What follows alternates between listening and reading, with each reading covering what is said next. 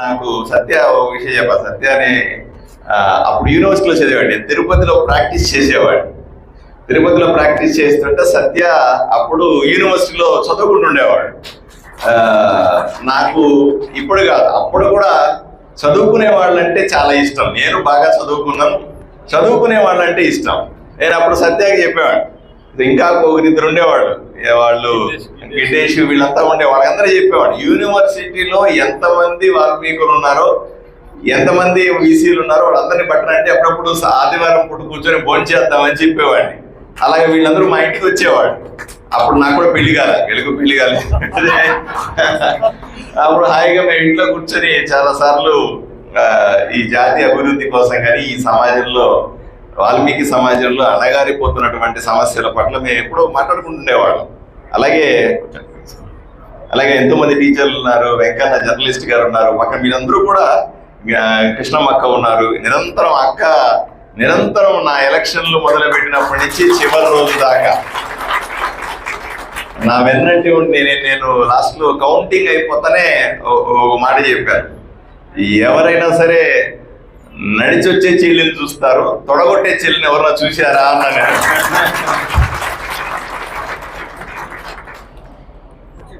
చెల్లి గుడిసె కృష్ణమ్మ అక్క నిరంతరం నా గెలుపులో ఆమెకి చాలా పెద్ద పాత్ర ఉంది. ఆమె రుణం తీర్చుకోవాల్సిన అవసరం కూడా ఉంది. అలాగే పెద్దలందరూ కూడా, శ్రీరాములన్న ఉన్నాడు కదా, మీరందరూ కూడా పేరు పేరున నాకు అందరూ కావాల్సిన వాళ్ళే, అందరూ నాకు గొప్ప వాళ్ళే. నా ముందు కూడా చాలా మంది నాకు కావాల్సిన వాళ్ళు ఉన్నారు. వీళ్ళందరికీ కూడా పేరు పేరున నా నమస్కారాలు తెలియజేస్తా ఉన్నాను.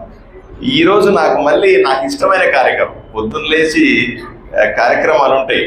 ఎమ్మెల్యే అయిన తర్వాత మరిన్ని కార్యక్రమాలు పెరుగుతాయి. సాధారణంగా ప్రతి ఒక్కరు కార్యక్రమానికి రావాలని కోరుకుంటారు.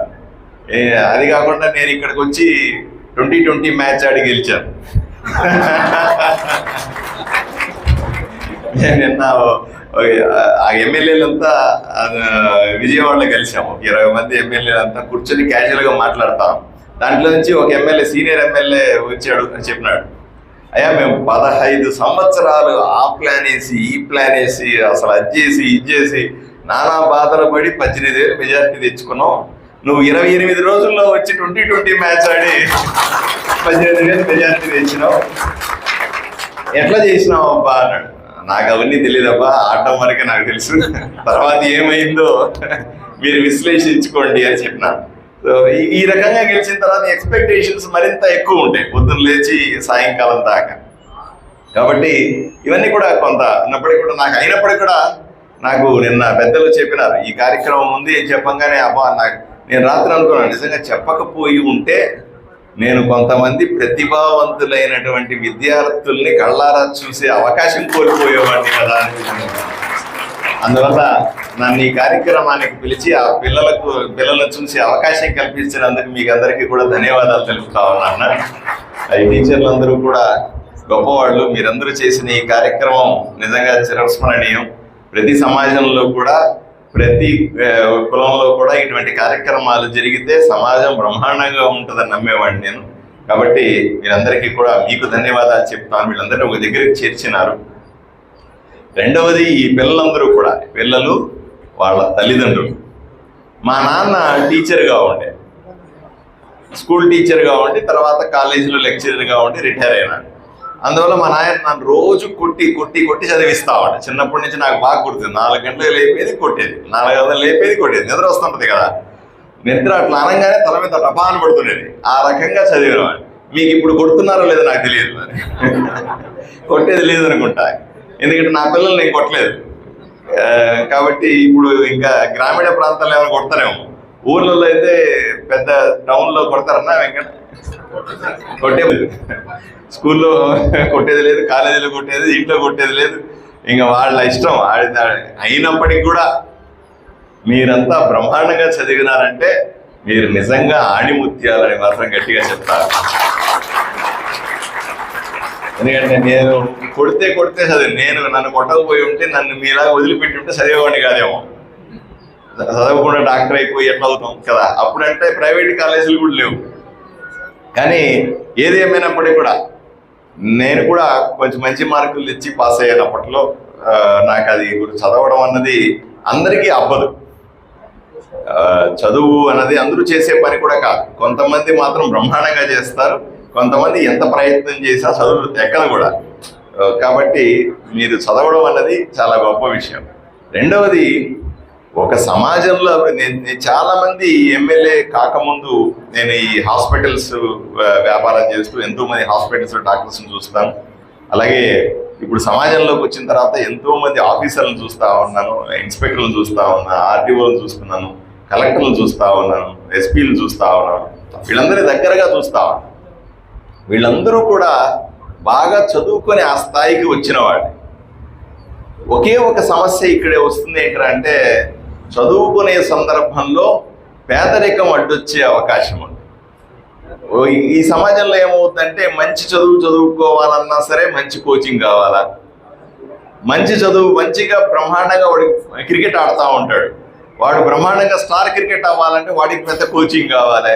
ప్రతి ఒక్కదానికి కోచింగ్ అనే పేరుతో ఖరీదు చేసి పెట్టారు ఈ చదువుని కానీ ఇంకోటి మిగతా ఆటపాటల్ని కానీ. పిల్లలకి ఏదైతే అవసరం ఉంది దీని మీద ప్రత్యేకంగా దృష్టి పెట్టాల్సిన అవసరం కూడా ఉంది. ఈరోజు ఈ కార్యక్రమం మాత్రం ప్రత్యేకమైనది. ఎందుకంటే నా జీవితంలో నేను ఎప్పుడు పురస్కారం తీసుకోలే.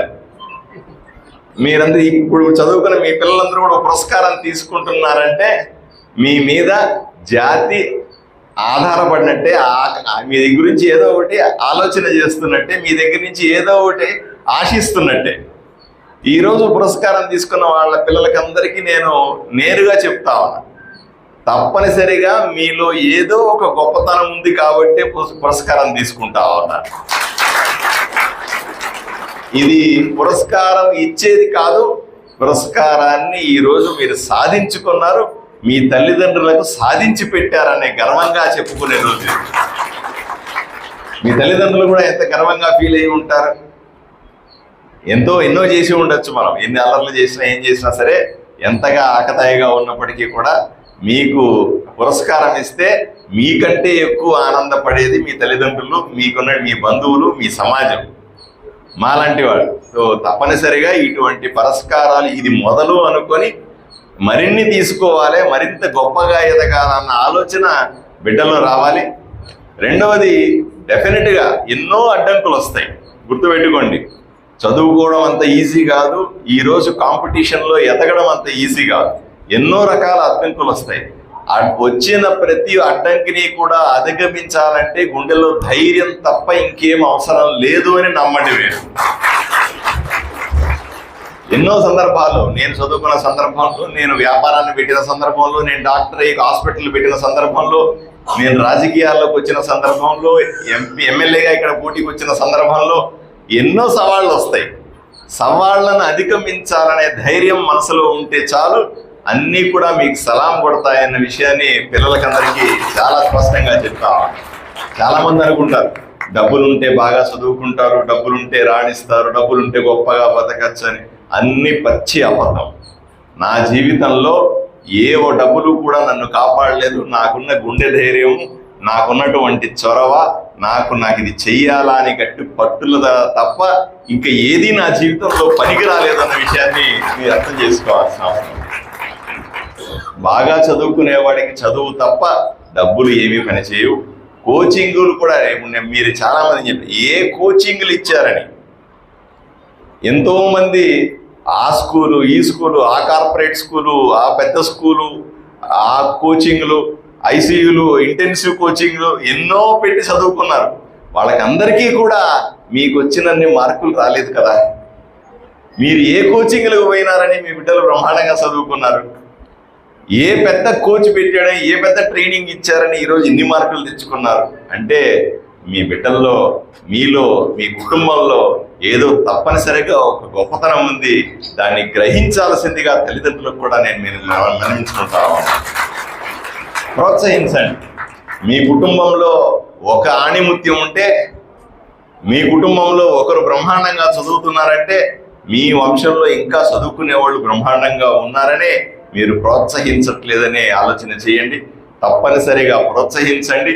చదువు చదువు చదువు చదువు అని ఎప్పుడైతే మనం అందరికీ చెప్తూ పోతామో బ్రహ్మాండ ఇంకా చదువు ఇంకా చదువు ఇంకా చదువు అని చెప్తూ పోతామో సమాజం 100% బాగుపడుతుంది. ఏమి ఇబ్బంది ఏం లేదు. మేమంతా ఉన్నాం మిమ్మల్ని కాపాడుకోవడానికి, మిమ్మల్ని అందరినీ చూసుకోవడానికి. మీరు ఈ నియోజకవర్గం కాకపోవచ్చు, ఈ జిల్లా కాకపోవచ్చు, ఈ రాష్ట్రం కాకపోవచ్చు, వాల్మీకి సమాజానికి నేను కూడా ఉన్నానని మీరందరూ ఇప్పుడు గుర్తుపెట్టుకోవాలని కోరుతా ఉన్నాను. ఏ రోజు ఏ సమస్య వచ్చినా మీకు కానీ, మీ కుటుంబ సభ్యులకు కానీ, మీ బంధువులకు కానీ ఏ సమస్య వచ్చినా, ఏ కష్టం వచ్చినా, నష్టం వచ్చినా మీ బంధువుగా మిమ్మల్ని ఆదుకుంటానని, తప్పనిసరిగా మీ కుటుంబ సభ్యుడిగా మీతో నిలబడతానని, మీకు ఏ కష్టం వచ్చినా సరే మీతో పాటుగా నేను కన్నీళ్లు కారుస్తానని మీకు అందరికీ హామీ ఇస్తూ పిల్లలకందరికీ మళ్ళీ శుభాకాంక్షలు తెలియజేస్తూ సెలవు తీసుకుంటున్న నాకు మరిన్ని కార్యక్రమాలు ఉన్నాయి. ఎందుకంటే రేపు